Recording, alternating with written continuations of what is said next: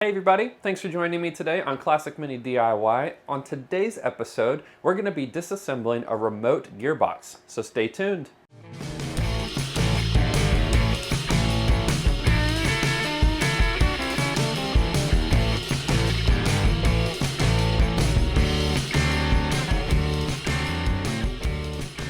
Now, for those of you who don't know, this section of the rebuild is actually part of my bigger early 998 rebuild. However, I wanted to kind of dedicate some videos directly to the remote change gearbox because that is, well, it's its own kind of disassembly process. It's a good bit of work. If you're looking for a rod change gearbox disassembly and rebuild video, I've got a series on that that's also going on right now, or it might be already completed depending on when you're seeing this video. That video should pop up in the corner here if you're looking for that. Now, this remote gearbox is a 3 synchro gearbox. They're a little bit different, and I'm gonna do my best to show the differences if I can figure them out myself. I am not a pro at this stuff. I am an amateur when it comes to gearboxes. However, the general process of disassembly should be the same no matter which remote gearbox you have. So one quick thing before we get started. For the year of 2019, I am going to be creating a brand new sticker for every single month of the year. So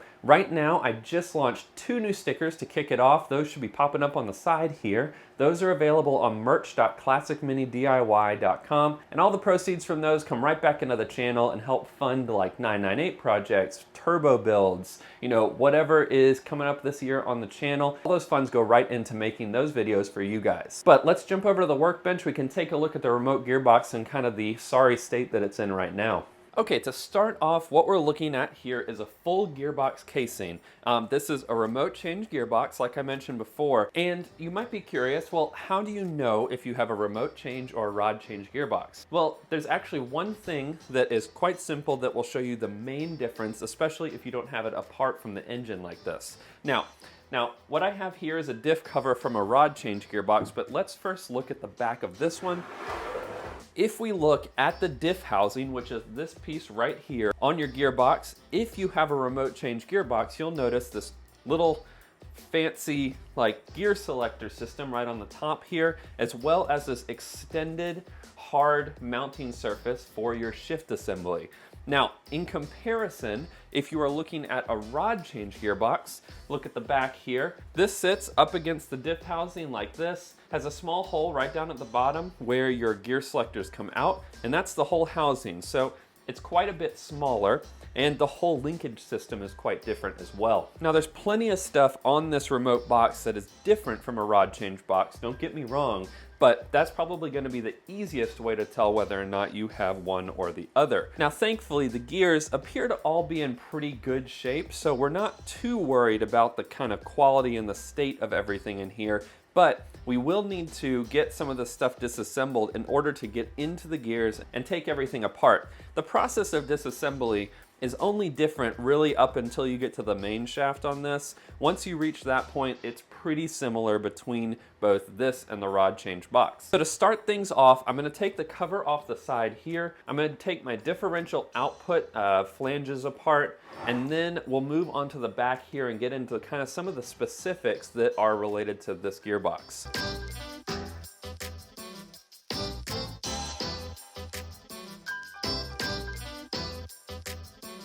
All right, so now what we're looking at here is your speedo housing, and I don't mean the speedos that you wear to the beach. This is your speedometer housing, and this is driven by the main shaft. So you have this main shaft that runs along the back of your gearbox here, where all of your gears are mounted onto, I guess you could say, and there's a spindle that reaches out into this housing here, and it spins another shaft right here, and this is what's screwed on connected to your actual speedometer. Not hyper complex, but you're just gonna wanna take your time getting this off. In my case, this is probably gonna be pretty caked on here. We'll see what we can do to get this off easily. And then I'll pull the shafts out and I'll give you a quick look at them.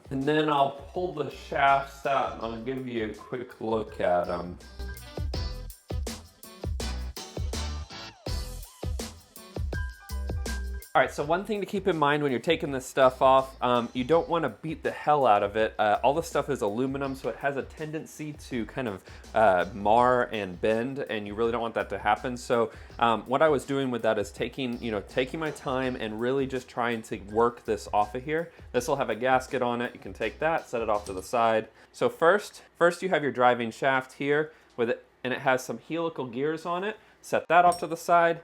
And then the one up here should come off pretty easily. Of course, I say that, and now it's not coming off easy. And there is your other drive. This one mates with that helical gear and drives your speedometer. Now we're going to get this whole cover off right here.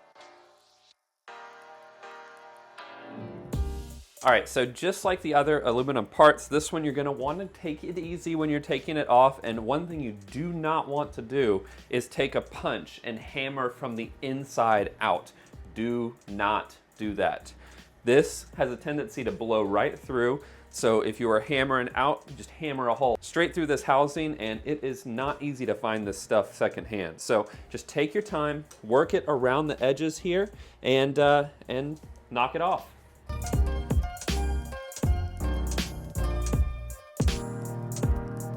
All right, and there we have it. This cover is off.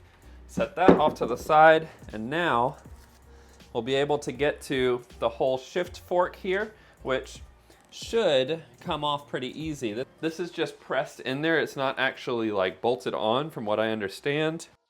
All right, so this is one of those parts that is not in a rod change gearbox. This is your selector fork. You are going to want to keep this. And now you can actually see inside here. Let me get you closer. These right here are our gear selectors, and now they get moved in and out to select your gears one by one. Pretty straightforward stuff, but currently a gear is actually engaged, which I'm going to try and disengage it here. I don't know if I'm going to be able to. It's kind of bound up on all of this stuff here, so we'll see.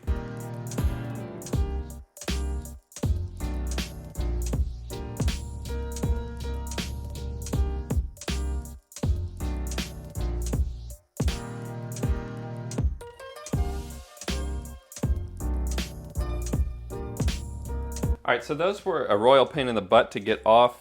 Don't worry though, I didn't cut the output flanges themselves. All I was cutting were the actual U-bolts. I wasn't gonna be able to reuse those anyways. They were all stripped. This one is gonna need some work to get all of those out.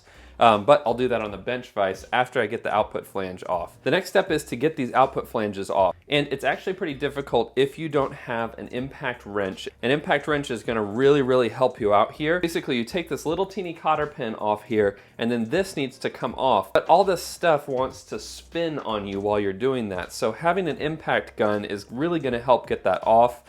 So I'm gonna zip those off real quick, hopefully real quick, and then we'll slide those off, and then we can get to the differential and start doing more stuff there.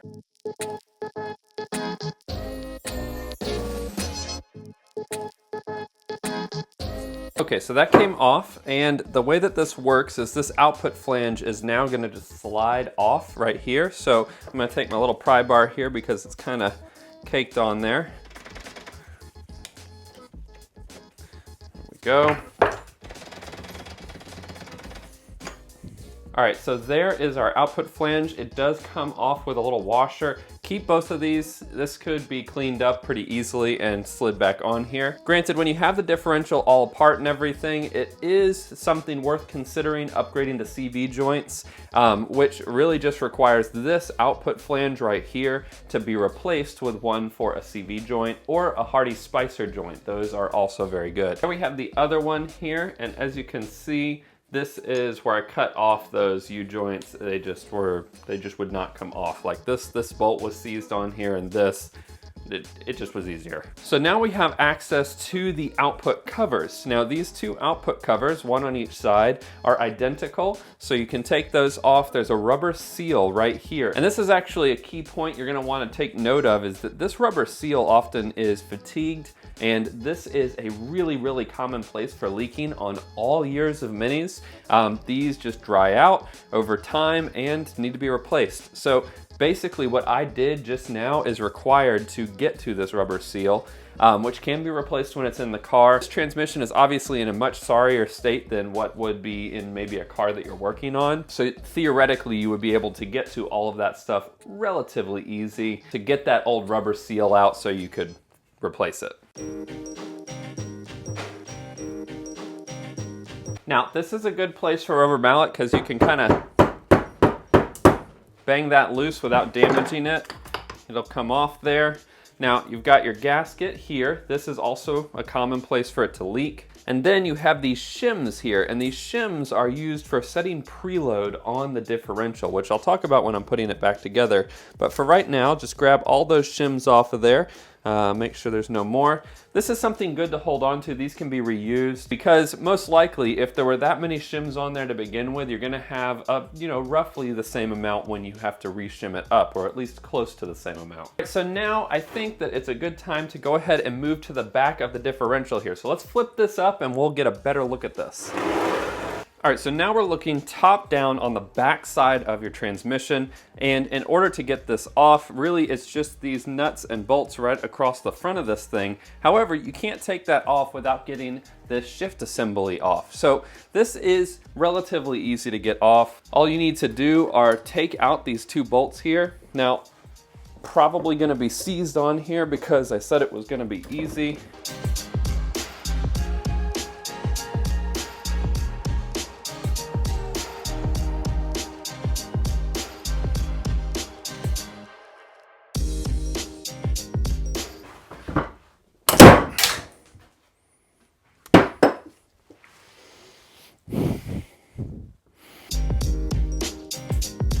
Okay, so unfortunately, I snapped the head off of that bolt there. So yeah, that's super great. That's super not great. But I'm hoping I can get this shift linkage out of here on this side here and at least rotate this up enough, fingers crossed, to where I can get this head off of this shift linkage, and then that should give me enough room to get everything else off. So let's see, fingers crossed.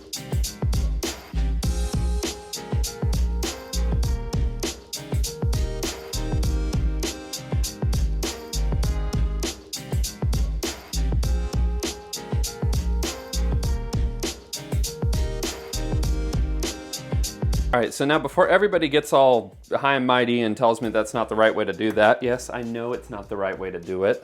This was completely seized on there, and I didn't want to put an excessive amount of force on this thing and screw it up, so I took my bearing puller and slowly pulled this off of here, and that came off. I'm very excited about that.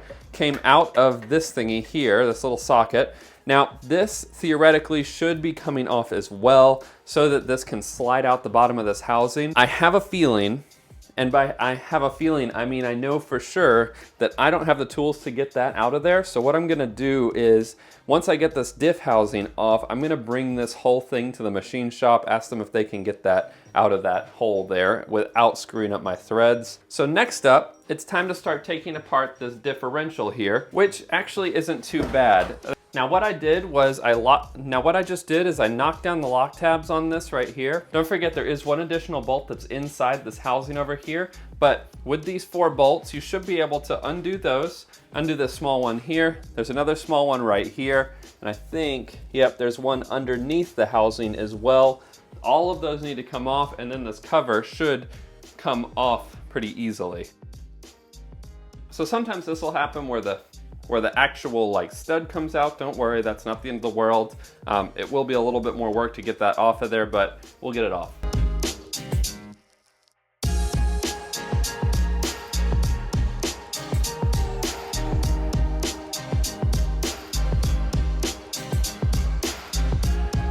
Okay, and so with that, this diff housing is technically free. So the next thing that we're gonna wanna do is start to separate it. Now, it's important that when you're separating this, you take your time, just like we did on all the other portions with aluminum. We wanna take our time, knock off a little bit, a little bit, a little bit, over and over and over until it all comes off.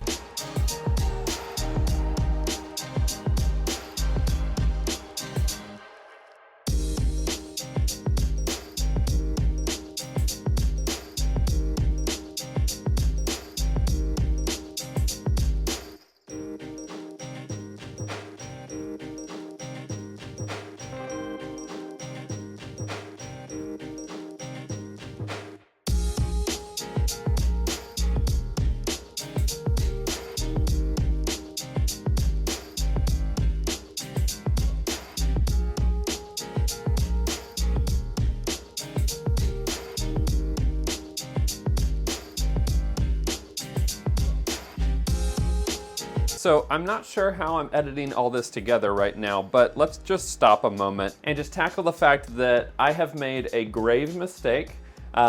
Basically, all right, so this is one of the perfect examples of how, in relation to Gearbox stuff, you know, I have some learning to do.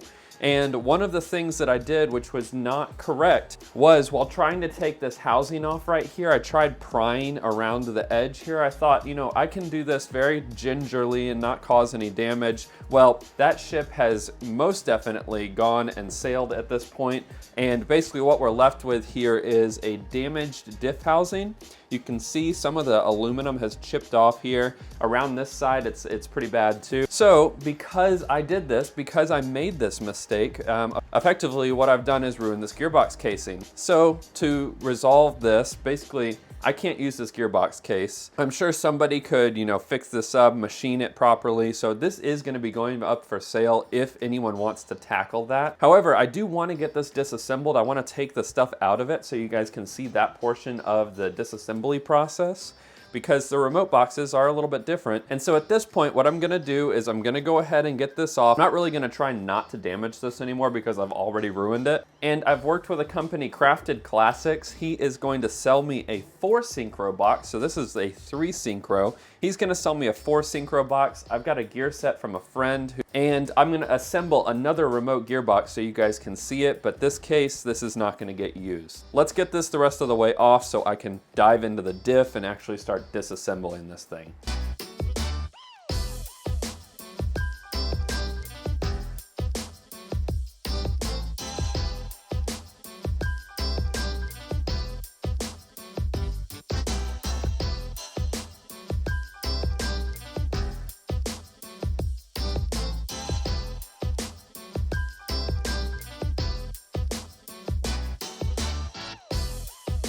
Wow, that was so easy. It's crazy. I can't believe how easy that came off. All jokes aside, that is definitely not how you should do this in the event that you are actually trying to, you know, repair and restore your gearbox. This stud was completely seized inside the cover that was here. But now we have access to our diff, and the diff actually looks really good. There's not anything, you know, majorly wrong with it. These diff bearings look okay, but we're gonna go ahead and pop this out. And crazy enough, one of those diff bearings actually like came off really easily. I can't believe how easy that came off. Yeah, the other one's probably not gonna come off that easy. But anyway, now we have a good look at the backside with the diff out. You know, the difference in the housing here is that you have your shift linkage that runs through the diff housing and out into the back where it would actuate your shifter here. Now, like I said, this is probably not really going to be usable. You can see here, this is where I cut it off just now, and it's ruined, you know. Ugh, makes me sick. So now that we have that cover out of the way, I'm going to be able to get a small like pry bar in there, and I'm going to be able to shift this back out of gear. This is kind of seized up in here, so I'm going to do my best to get this to shift back this direction. And you can see these are the different shift forks, and the center one is actually engaged right now. So effectively a gear is engaged right now, but I think we can get that resolved. So let's try this instead. This is the gear selector fork that is engaged right now. We might be able to just kind of push it back into its neutral state. Yeah, there we go. Okay, so that's in the middle, that's in the middle. So these are your 2 synchro hubs right here. I'm not going to dive too deeply into that right now. So on a rod change gearbox, all of this shift linkage and everything comes in and is down here out of the way. In your remote gearbox, this moves up and down and moves those shift forks one direction or the other to actually select your gear, which is a little bit different. There's a lot of debate about which one is better here and there. It really boils down to personal preference. In my case, so far, I think overall I prefer the remote gearbox like this one because it's a little bit more robust. However, it's much harder to find replacement parts for this thing. So for that fact alone, I would go towards a rod change gearbox if it's on a road car. Now next up, we've got to disconnect the shifter pivot shaft right here. And this is going to allow us to take this whole shaft out that direction, hopefully without too much fuss. But once we get that undone, then we'll be able to really start disassembling this.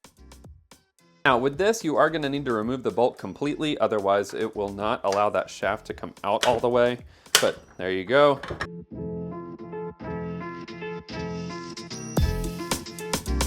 Now one thing you probably saw just pop off was this little Woodruff key. Don't lose that, but that goes into this pivot shaft when it goes back into the car. But shaft comes out. Obviously this one needs some love, needs to be repaired. There's one thing that you're gonna have to do in order to actually get this nut off right here, and that is to lock it into 2 gears at the same time. So what I'll do is I'll take my pry bar. This is gonna be probably the easiest place to do this from. And we're gonna shift it into gear there. Your first synchro hub is going to the right, and then your middle one needs to go over to the left. Or if you can't get it to pivot, then you can go ahead and move it that direction. So now the shafts are locked into place. As you can see here, they're not gonna go anywhere because, well, it's in 2 different gears, which prevents the whole shaft from spinning. So we're gonna knock these lock tabs down, and then we're gonna get this pinion nut off. Hopefully, I'll be able to do that here in the shop instead of, you know, at the machine shop this time, because last time it did not want to come off no matter what I did.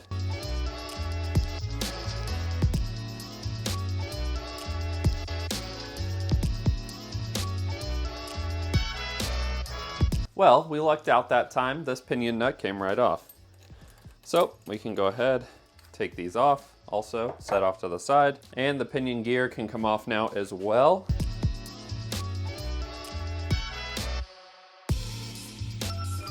So next what we're gonna do is take this race off the end here. We do need a circlip tool right here, and hopefully the one I have is small enough to manage this.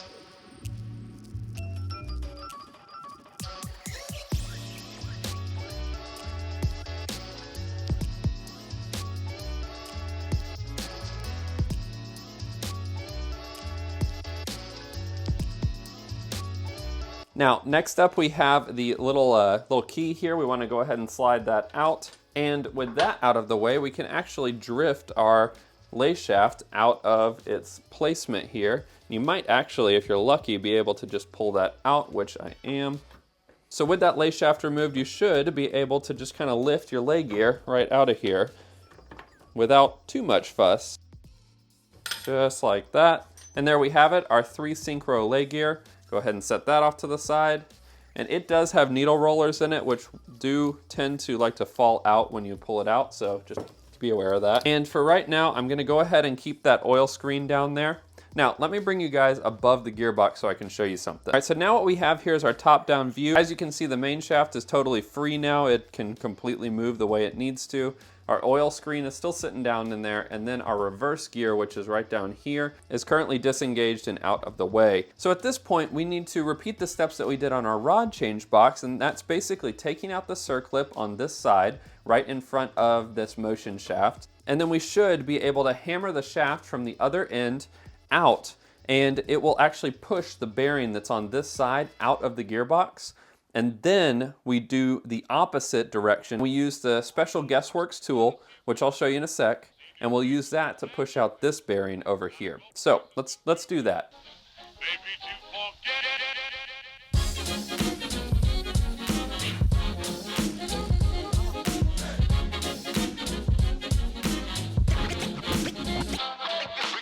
Now, as you can see here, the motion shaft has come out with the bearing, and of course all of my synchro hub balls have gone flying. I don't know why I've forgotten that. I did it on the first one. I apparently am gonna do it on this one as well. So no big deal, I guess. It's not the end of the world. We'll rebuild those synchro hubs. So now I'm gonna get my tool from Guessworks, and basically all you do is you slide this down in this space right here, get it nice and tight, and that's gonna create pressure so that it can push this bearing out the other side. And we're gonna hammer it just the same way we did with the other one.